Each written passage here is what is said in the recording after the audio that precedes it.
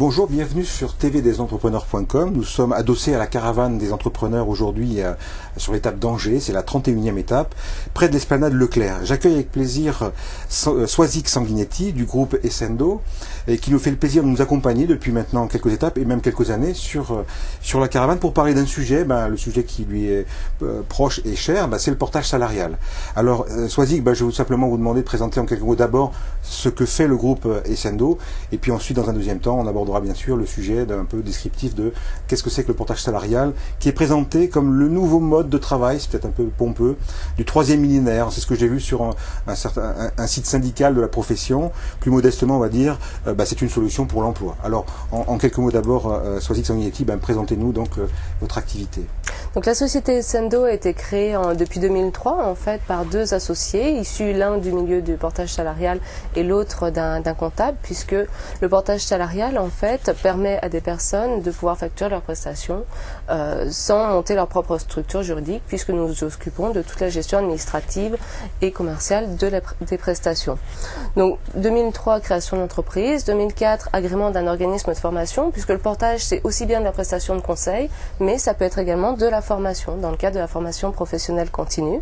En 2005, ce qui nous a valu en fait différents partenariats avec des grandes écoles, des partenariats notamment avec des CCI, des autres écoles nationales et internationales. 2006, création d'une antenne à Lyon, d'où le très fort développement du portage salarial.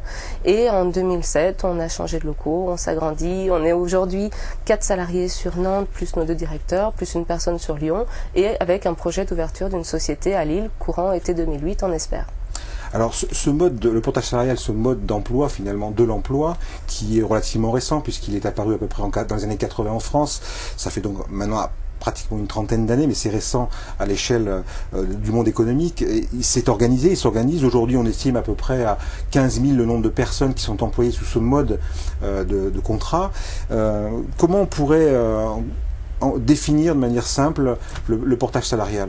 Le portage salarial, en fait, c'est pour quelqu'un qui veut créer son activité, mais qui souhaite tester en fait son projet sans prendre de risques, sans passer directement à la création d'entreprise.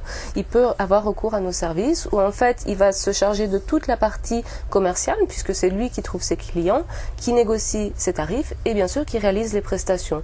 Nous, en fait, on va donc se charger de la partie administrative, puisqu'on va mettre en place un contrat commercial qui va lier son client avec notre société, qui est sur la base des négociations du consultant. On va facturer ce client qui va nous régler et on va transformer les honoraires perçus sous forme de salaire. Donc le consultant crée son activité, organise ses prestations, mais par contre conserve les avantages d'un salarié. Alors, on dit le consultant, donc ça veut dire qui est concerné en fait. C'est d'abord certains types d'activités, pas toutes. Alors, les sociétés de portage ont pour limite en fait les assurances, puisque comme le consultant devient le salarié, il est couvert par les responsabilités civiles de professionnels. Donc nous, on est uniquement sur la prestation intellectuelle, prestation de conseil. Maintenant, il existe des sociétés qui se sont spécialisées dans d'autres domaines de compétences. Alors, combien ça coûte pour le salarié aussi? C'est peut-être pas très bien posé comme question, mais quel est finalement l'arbitrage qu'a à faire quelqu'un entre je crée mon activité ou je passe par le portage salarial, on l'a dit, solution intermédiaire ou définitive d'ailleurs, ou choix définitif de mode d'organisation, mais qu'est-ce que globalement ça va coûter à la personne? En fait, le consultant va négocier ses honoraires qu'on va facturer à l'entreprise. Sur ces honoraires, bien sûr que nous allons nous rémunérer pour tous les services qu'on propose, et ensuite vont être déduites les charges patronales et les charges salariales. Donc en moyenne, en fait, un consultant récupère à peu près la moitié des honoraires facturés. Et est-ce que vous auriez un conseil à donner? Alors un consultant, s'il y en avait un, ça serait lequel? Il n'y a pas un consultant type puisque ça s'adresse à différents domaines d'activité, différents secteurs, mais sur différents niveaux de compétences et de secteurs d'activité. C'est-à-dire qu'un consultant, ça peut être un jeune diplômé, comme une femme qui veut reprendre une activité, comme un cadre en fin d'activité, ou un retraité, ou un jeune retraité qui ne veut pas quitter le milieu professionnel. Alors, donc on disait les motivations, vous l'avez dit tout à l'heure, principale c'est développer une activité de conseil, c'est tester une nouvelle activité sans prendre le risque de se lancer dans l'entreprise tout de suite, c'est simplement retrouver une activité salariée, ou en tout cas un mode d'activité salariée qui est un petit peu différent des modes classiques.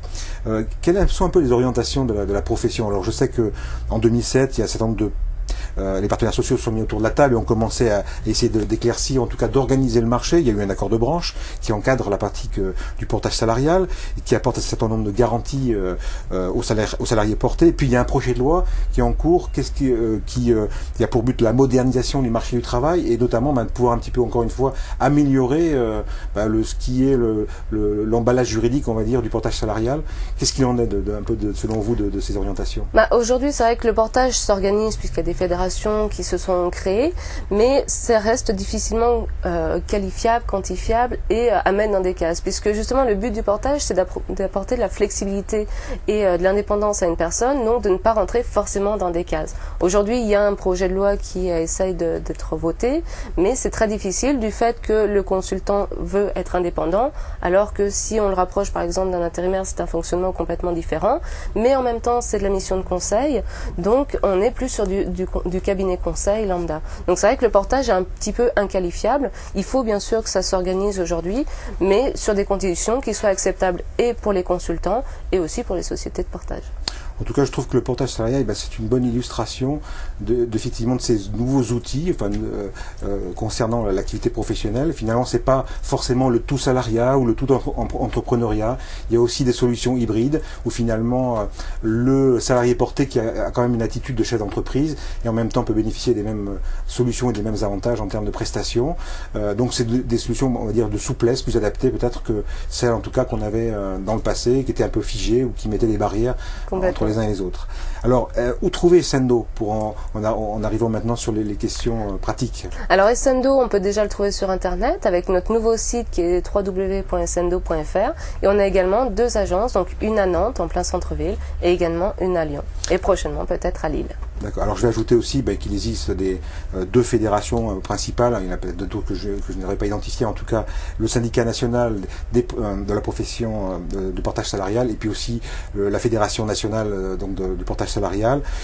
À ma connaissance, il existe au moins un site, mais peut-être vous en connaîtrez un autre que vous citerez, qui s'appelle www.portagesalarial.org, où on peut trouver beaucoup d'informations sur à la fois le contenu, l'environnement juridique, ses évolutions, ses perspectives, et puis aussi les coordonnées des adhérents qui font partie de cette fédération, mais il y en a d'autres, et vous en connaissez peut-être d'autres. Voilà, tout à fait. Vous avez également le guide du portage salarial, qui outre un annuaire en fait par ordre alphabétique ou par région, mais qui comporte de nombreuses informations sur le fonctionnement, sur les droits, avec des liens sur différents sites. Et également, il y a des forums avec des questions qui peuvent être posées, donc qui est vraiment très complet. Soisig Sanguinetti, je vous remercie de votre intervention pour le groupe Essendo concernant ce portage salarial, en espérant que votre groupe continuera à être présent sur la tournée 2008 et peut-être sur celle de 2009. En tout cas, c'est un grand plaisir qu'on vous a accueilli aujourd'hui dans le cadre de l'émission tvdesentrepreneurs.com. Merci encore. Merci à vous et puis c'est toujours un plaisir.